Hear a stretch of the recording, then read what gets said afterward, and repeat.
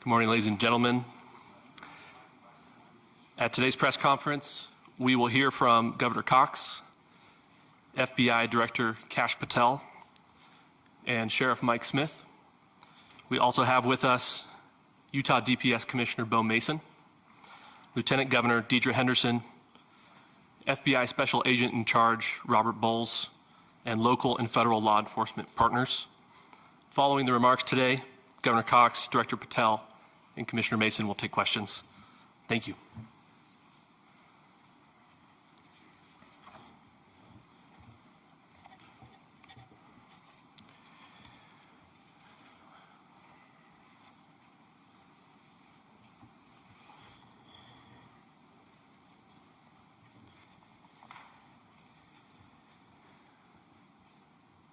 Good morning, ladies and gentlemen.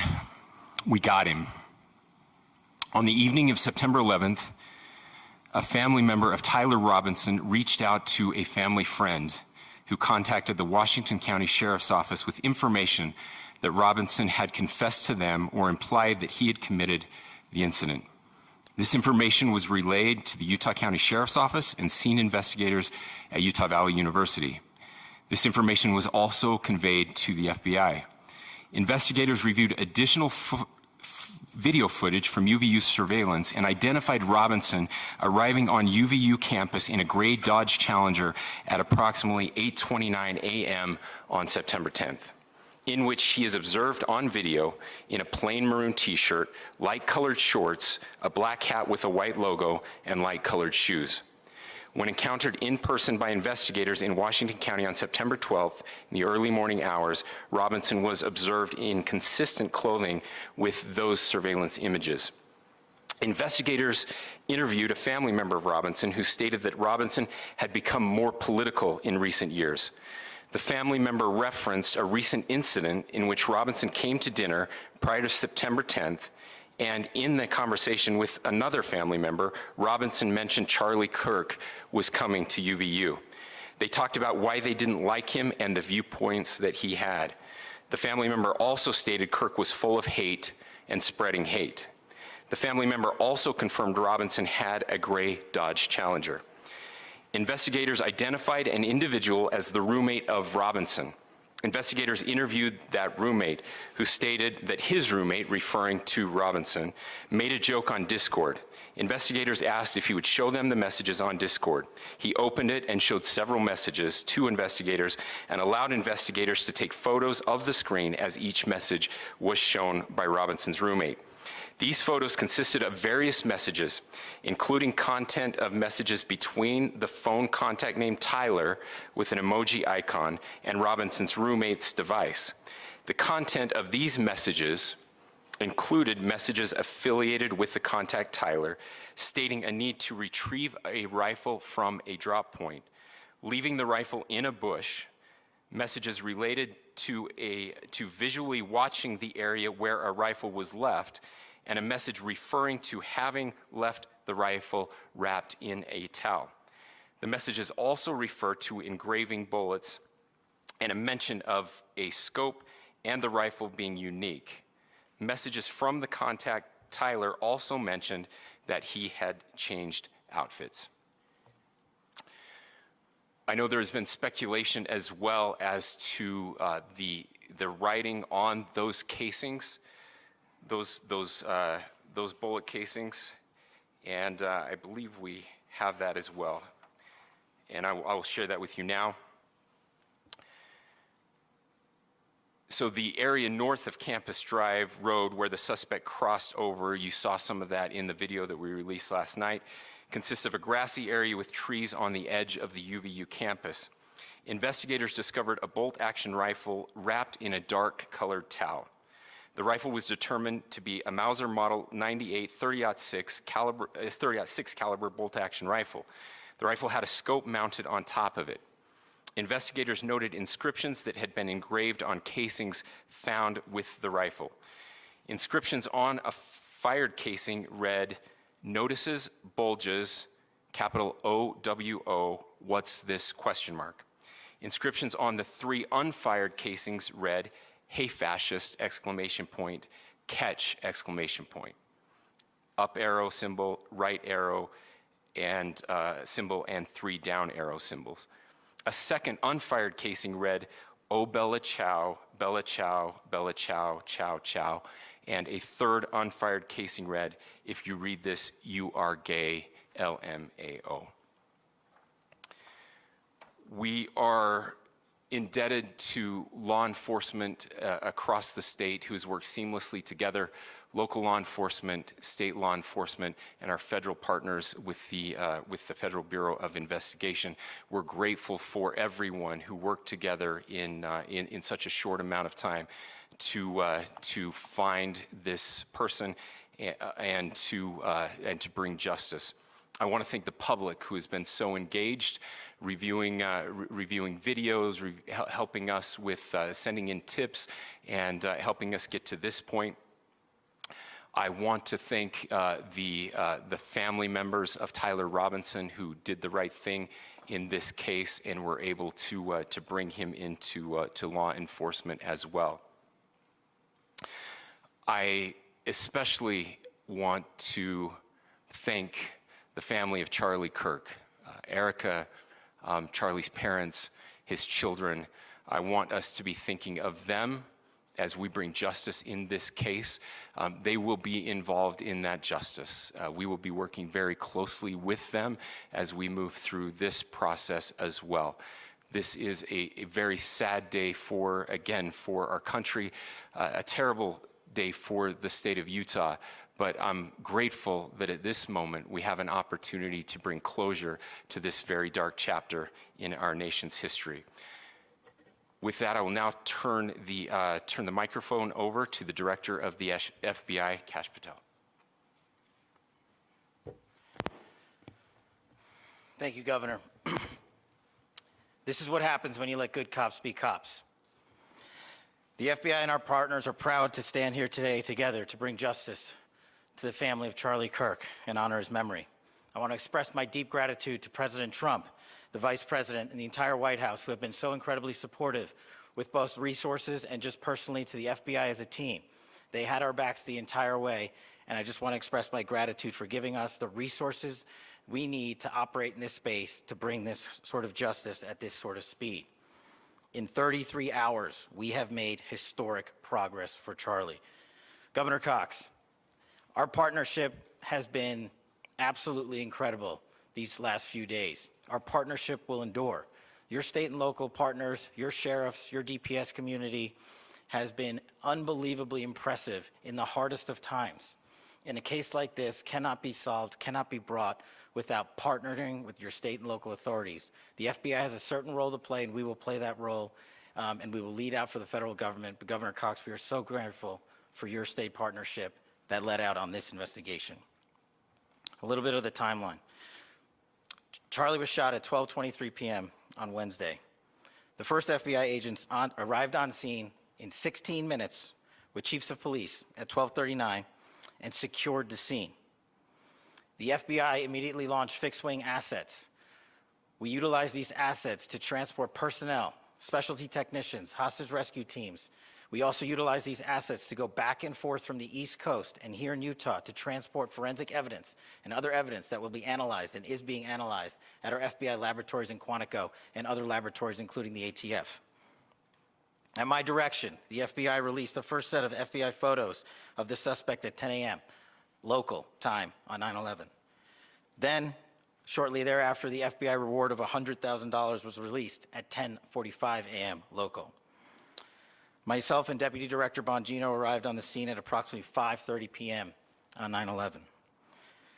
The governor led a press conference last night at approximately 8 p.m., where at my direction, the FBI released a never-before-seen video of the suspect. We also released new images to the public of the suspect.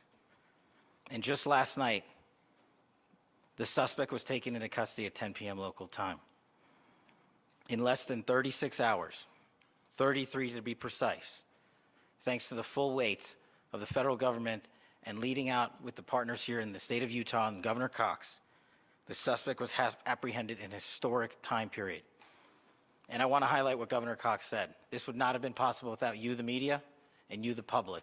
That's why we went so public, so fast, and we're so transparent, and we're committed to that transparency. The crime scene, just a little bit there. It is a large crime scene. State and local authorities, along with federal authorities, processed that crime scene quickly. And I even had the ability to walk through that crime scene and walk through the steps the suspect took to learn more about what was needed and what resources we needed to bear to create a full picture for the FBI and leadership back in Washington. Furthermore, thankfully to state and local partners, forensic evidence has been seized and continues to be garnered. Forensic evidence has already been evaluated at FBI laboratories in Quantico and state and local authorities here. We will continue to process evidence as we see it, as we collect it, and we will continue to deliver to Governor Cox and his team. Last night, we had a total of approximately 7,000 leads. As of this morning, thanks to your great work, we have over 11,000 leads that were called in to the FBI. And we are running out every single lead that we can. Every one of those leads will be run out. The arrest is a testament to the dedication of good law enforcement being great and partnerships in law enforcement, which I've tried to highlight as my tenure as the director of the FBI. There is no better relationship for law enforcement than the FBI to partner with state and local authorities, and you've seen it here in these last few days. The FBI Salt Lake Field Office, along with our offices in LA, Phoenix, Denver, San Antonio, Las Vegas, Pittsburgh, Buffalo, our headquarters component in Quantico, all participate in the FBI. I want to express my deep gratitude to the employees of the FBI, the men and women, the evidence response team tacticians, the special operators, the agents, the support staff. You have done monumental work in historic time when the public, who had a right to demand such an expeditious solving of an investigation, the FBI answered that call diligently, critically important to our nation, and we delivered. And I'm proud to be their leader, and I'm proud to be the director of the FBI.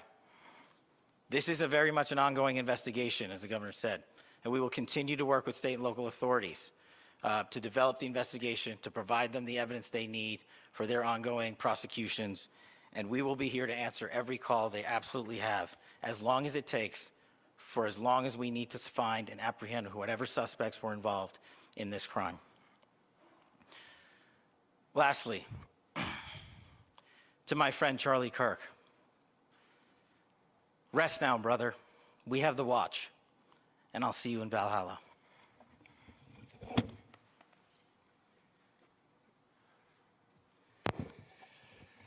Thank you, and good morning. I would just like to take a few minutes as the sheriff to express my gratitude for everybody who has played a part in this investigation. As you know, it's been a vast, a complicated, and a very, very fast-paced investigation. You're looking at people standing up here who are running on, if they got an hour's sleep in the last couple of days, they're probably lucky. It has been very taxing. It has been so impressive, speaking on behalf of the local law enforcement, to see the cooperation that we've seen in this type of case.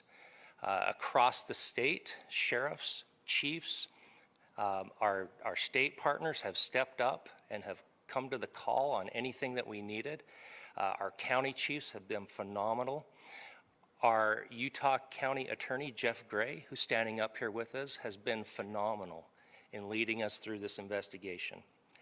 I would like to thank the federal government for their resources, their assets. Our local team here, our FBI team, has been extraordinary in helping us work through this and bring this person to justice. Most of all, I would like to thank the public, and specifically, I would like to thank the public who turned to prayers and who turned to positiveness for us. I would like to thank them on behalf of the law enforcement community, because we needed those prayers. That's what we needed to get through this. We needed your support, and you gave it to us. We needed your patience, and you gave it to us. And I would like to thank you for the Kirk family, because that's what they need, is your support and your prayers, and that will get us through all of this. So thank you everybody for everybody that have stepped up. We've had such a phenomenal response to this. Thank you.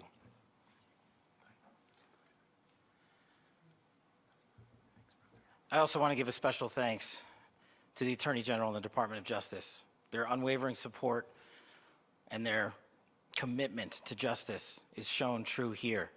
And without AG Bondi and Deputy Attorney General Todd Blanche and the resources they brought to bear, we would not have been able to complete our mission.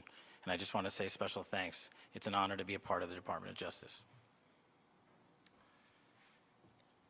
Thank you again to our incredible law enforcement team who has worked so hard.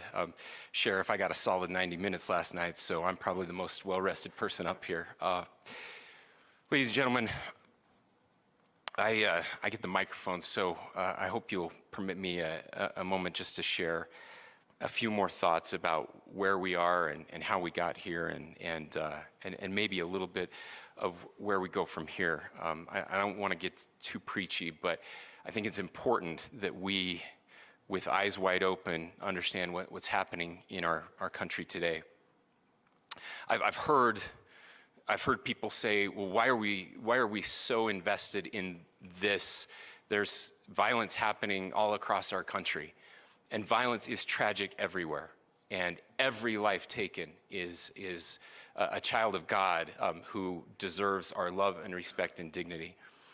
This is certainly about the tragic death, political assassination of Charlie Kirk. But it is also much bigger than an attack on an individual. It is an attack on all of us. It is an attack on the American experiment. It is an attack on our ideals. This cuts to the very foundation of who we are, of who we have been, and who we could be in better times.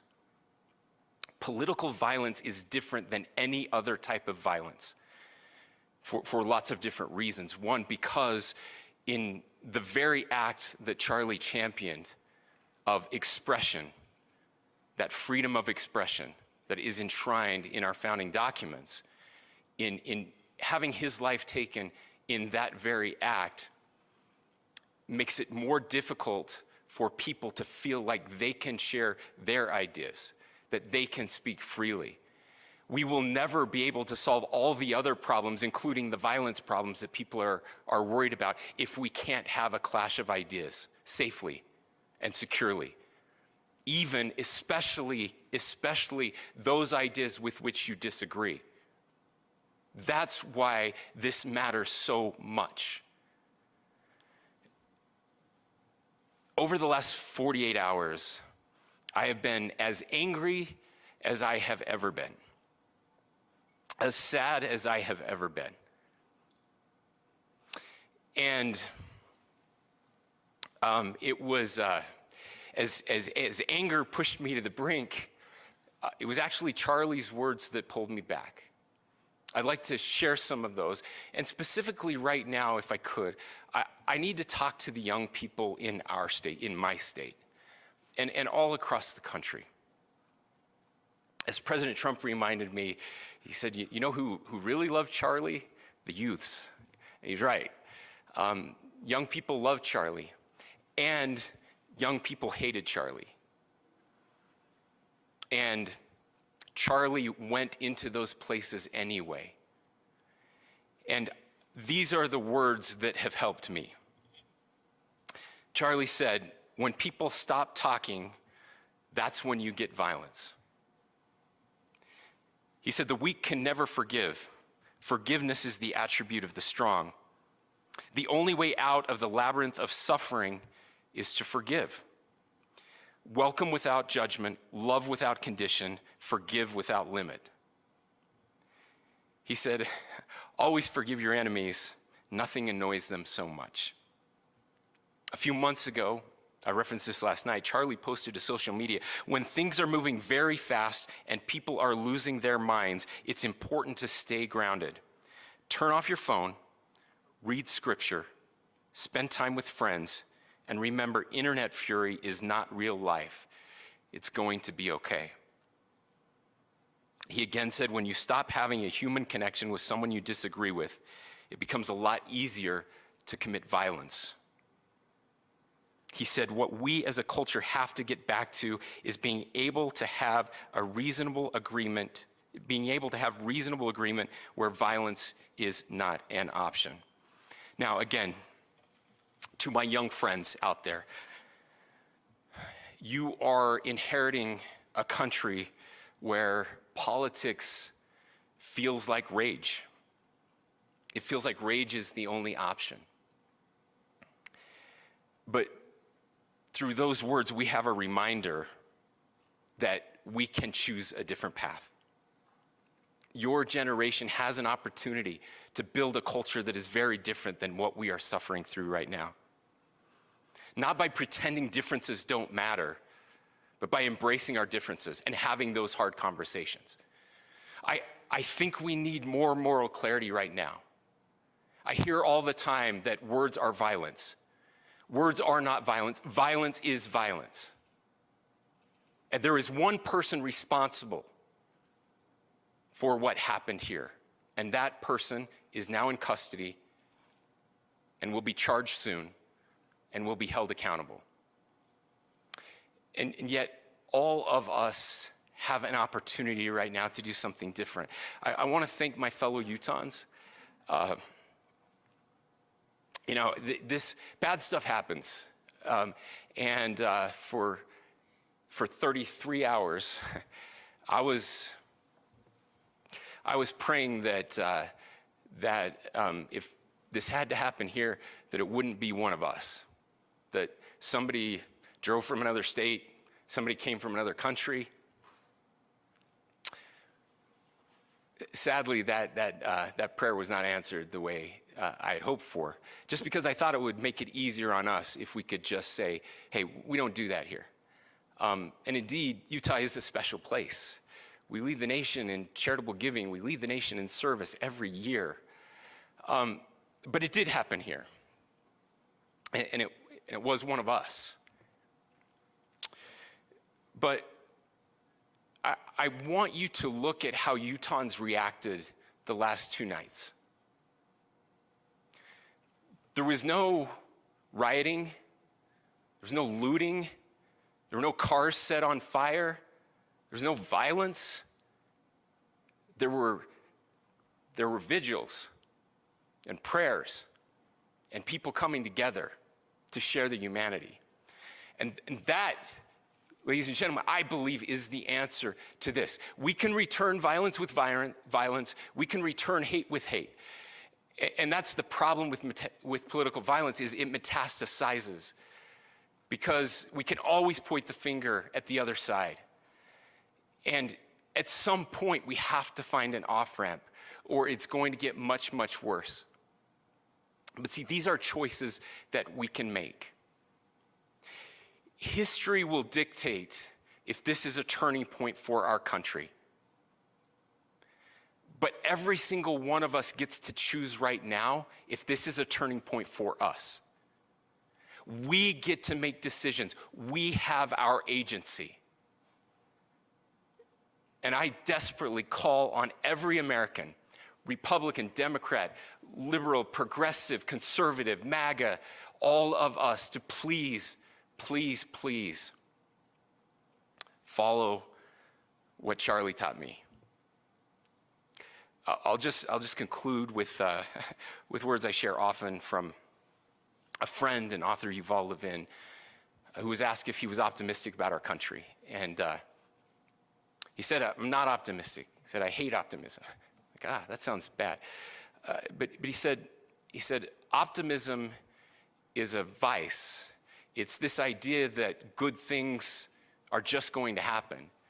And he said, in the history of the world, good things have never just happened. He says, I'm not optimistic, but I am hopeful. And hope is the virtue that sits between the vices of optimism and pessimism. Hope is the idea that good things are going to happen because we can make them so. I still believe in our country. And I know Charlie Kirk believed in our country. I still believe that there is more good among us than evil. And I still believe that we can change the course of history. I'm hopeful because Americans can make it so. Ladies and gentlemen, we're happy to answer any questions you might have. Governor, can you please speak to whether the suspect is speaking with authorities and his demeanor, Tyler Robinson, when he turned himself in? I cannot speak to that right now. Governor, how do you interpret the engravings on casing? Well, I will leave that up to you to interpret what those engravings mean. I think the clearest one that says "catch fascist," there's not, and by the way, that's like catch like a ball, catch this. That's, I think that speaks for itself. Governor, you indicated that he had been communicating. Please. Talk about this level of hatred that this person expressed. Beyond that, is there anything in your view that you discovered that may have radicalized or changed him to prompt him to commit such a horrific? There's nothing more that we can share at this time. Governor, you indicated that he had been communicating with a friend on Discord about the gun. Do you anticipate any more arrests? We do not at this time have any information that would lead to any additional arrests. Do you believe he acted alone? Yes, but the investigation is ongoing. How he came into custody of police and where he is right now? Yes, so right now, Mr. Robinson has been booked into the Utah County Jail. You heard the president this morning report that he was taken into custody, that his family and a friend helped to deliver him into custody of law enforcement in Washington County. For those of you that don't know where Washington County is, it is the southwesternmost part of the state of Utah. It's about a 3.5 to 4 hour drive from here, where we are right now, and that's where he lived and where they turned him in. Please, I'll go here. I can't share any more than what I've already shared. Yeah.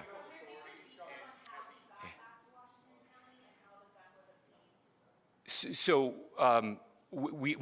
how we obtained the gun was found here. So I don't have much more details on that.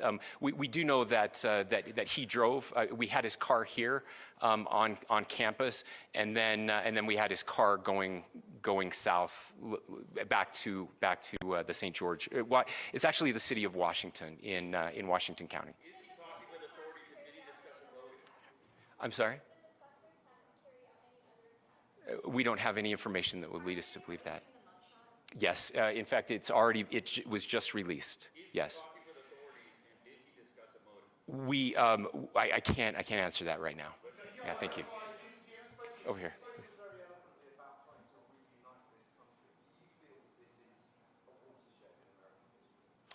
I absolutely believe that this is a watershed in American history, yes. The question is what kind of watershed?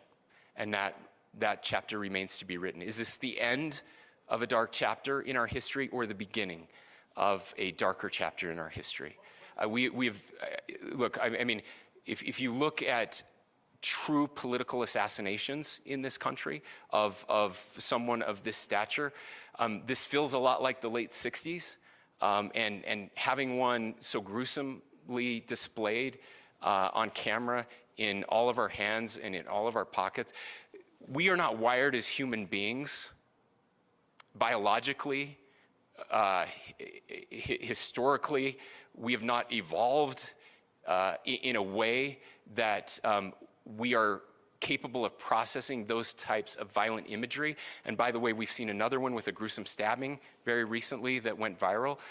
This is not good for us. It is not good to consume. Social media is a cancer on our society right now. And I would encourage people to log off, turn off, touch grass, hug a family member, go out and do good in your community. That is happening, and it's happening organically right now. I had a friend in a small city in Utah who said, we're getting together, the Republicans and Democrats in my little town are getting together to have a discussion last night, just to find a way to find their better angels. So yes, this could be, I mean, again, you have to go back to JFK to have seen a video live of something like this happening. I wasn't born until 1975, but I know that things were really dark in the late 60s. Sorry to some of you. I know some of you were there.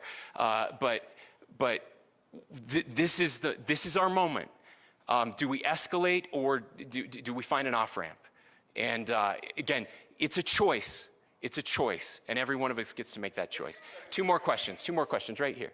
Could we clarify that the release of those enhanced images at 8 p.m., the timeline that Director Patel gave us, led to the arrest at 10 p.m.? Is there a direct connection between those two events? I cannot comment if there is a direct connection or not, but all I can say is that through some process, the family came to know that this had happened. One more thing, Governor. Could you just clarify the clothing issue you mentioned earlier? Was he changing outfits? Correct. Yes. So when he's first spotted on campus, he has different clothing on, and then he changes clothing on the roof, and then changed back into that clothing at some point, so that when he was apprehended, when he was arrested, the clothing matched the clothing he had on before the shooting here at UVU. Last question here. Yes. The suspect was from Utah. Can you kind of tell us a little bit more about where, and was he a student here at the scene of the shooting, and is there any history of mental illness? Yeah. So I don't have any information on the mental illness part. He was not a student here at UVU. He was living and had lived for a long time with his family in Washington County, in the southernmost part of our state. Thank you, everyone, for your great work in getting this information out. I would just say, process-wise, this may be important. I know many of you aren't familiar with the process in Utah. I think it's important that you understand that. Basically, we have 3 days for charging documents to be filed. A CI will be filed. We'll have more information then, more detailed information as those charging documents are filed in preparation for a preliminary hearing. So 3 days. So we would anticipate then that early next week those charging documents will be filed. We will obviously be working. The county attorney will be working very closely with Mr. Kirk's family as those documents and decisions are prepared and made. Thanks, everyone.